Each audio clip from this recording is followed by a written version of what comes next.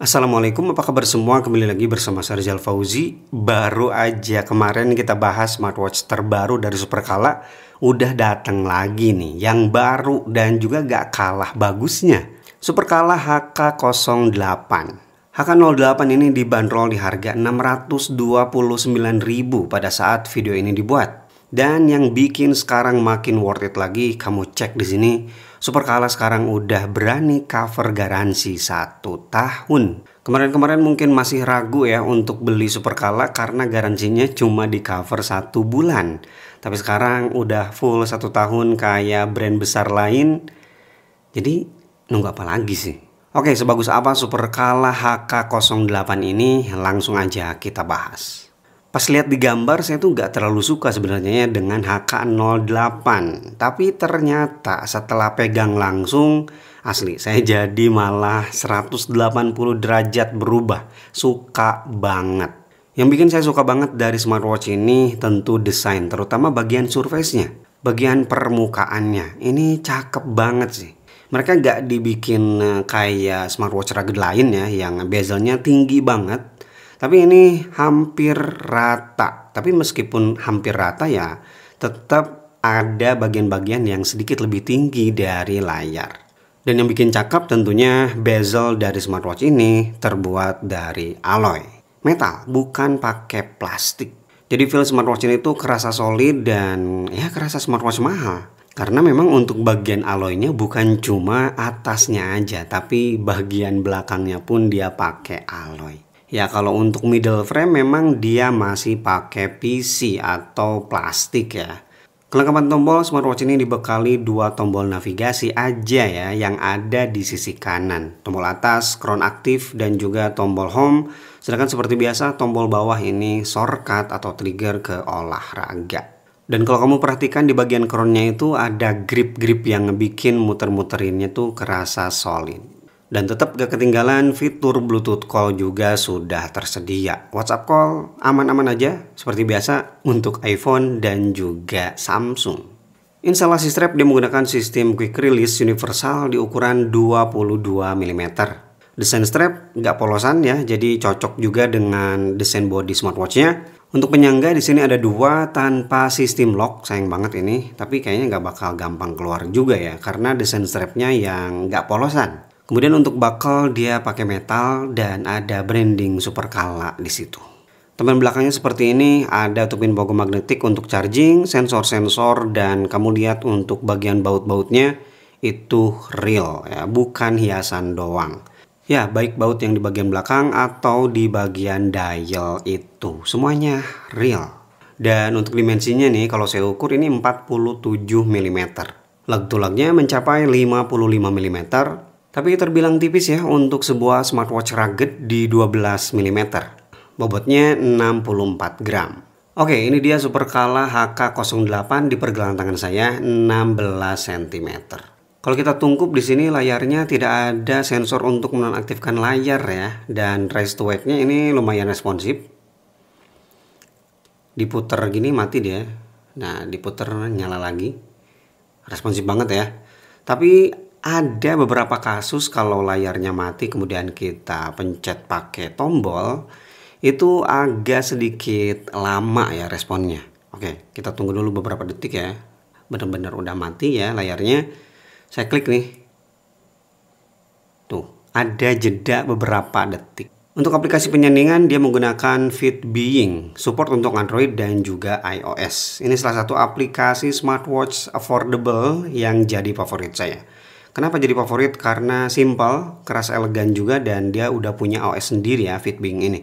Nah, untuk share datanya juga terbilang oke lah, lumayan ya. Nggak sebanyak yang lain, tapi udah oke, udah bisa ke Strava secara otomatis, ke Google Fit juga otomatis.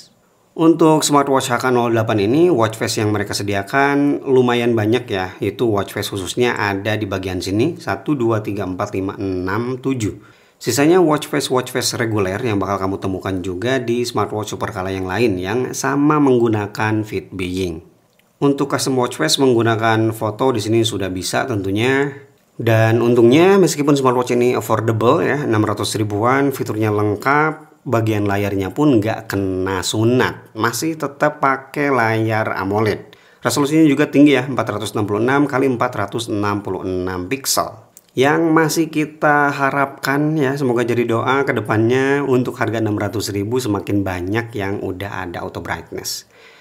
Mungkin bisa dimulai dari supercolor ya.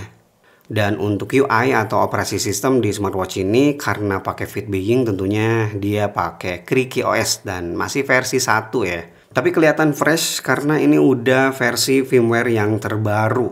Jadi tampilannya lebih segar lagi, lebih fresh lagi, terutama di bagian icon-icon yang ada di menu dan juga di widget. Jujur ya, saya gak nyangka kalau smartwatch kayak gini bisa dapat update firmware juga. Masuk ke pengetesan heart rate sensor dan juga SPO2. Untuk fitur ini bisa aktif all day ya, seharian. Oke, hasilnya udah keluar. Di sini 74, 75, di sini 75 juga, 76 naik.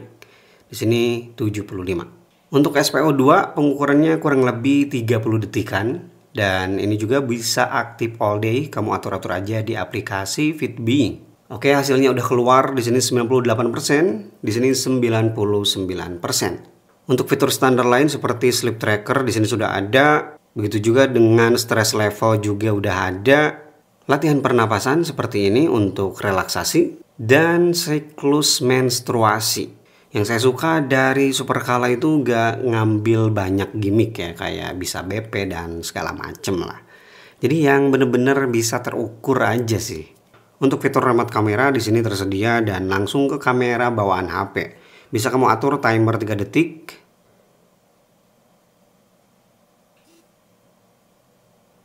Atau tanpa timer yang instan kayak gini. Dan best value dari smartwatch ini di kelas harganya yaitu fitur outdoornya yang lengkap. Seperti kompas untuk pembaca arah mata angin, udah saya tes dan pembaca arah mata anginnya cakep. Dan semakin lengkap dengan adanya altimeter dan juga barometer. Di kompas juga ada sih preview untuk ketinggian ya. Yang nanya kalkulator sayangnya di sini belum ada. Saya baca di spesifikasi di seller di sini disebutkan ada NFC. Tapi saya cek di bagian menu tidak ada opsi NFC itu ya. Untuk kebutuhan olahraga, smartwatch ini dibekali mode olahraga yang cukup banyak ya, di 60 mode. Dan untuk positioning tentunya jangan khawatir ya, ini jadi standar supercolor di harga 600.000 selalu ngasih built-in GPS. Jadi kamu nggak perlu ribet lagi bawa-bawa HP untuk tracking rute. Interface ketika olahraga lari seperti ini, paling atas ada jam, kemudian waktu olahraga, jarak yang ditempuh, kemudian pace, dan di sini ada heart rate. Kita geser lagi ke bawah, kecepatan average pace ya. Kemudian panjang langkah, irama, kalori yang terbakar, rata-rata saat ini dan maksimal untuk heart rate.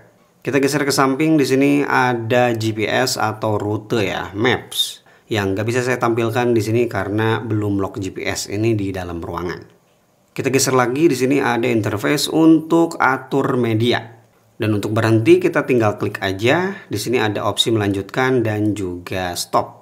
Dan terakhir, daya tahan smartwatch ini diklaim bisa sampai 14 hari. Tentunya itu dengan skenario tertentu ya. Ya semakin intens kita dengan smartwatchnya, tentu bakal semakin cepat baterainya habis. Yap, itu dia supercolor HK08 yang harganya sama juga dengan smartwatch supercolor yang lain. Semakin banyak harga yang mirip dan juga fitur, tentunya semakin banyak opsi buat kita menentukan smartwatch sesuai dengan style kita. Bagi kamu yang tertarik dengan supercolor HK08, langsung aja ke kolom deskripsi, link pembeliannya saya sertakan di sana. Oke, thank you ya. Rizal Puji pamit. Wassalamualaikum warahmatullahi wabarakatuh.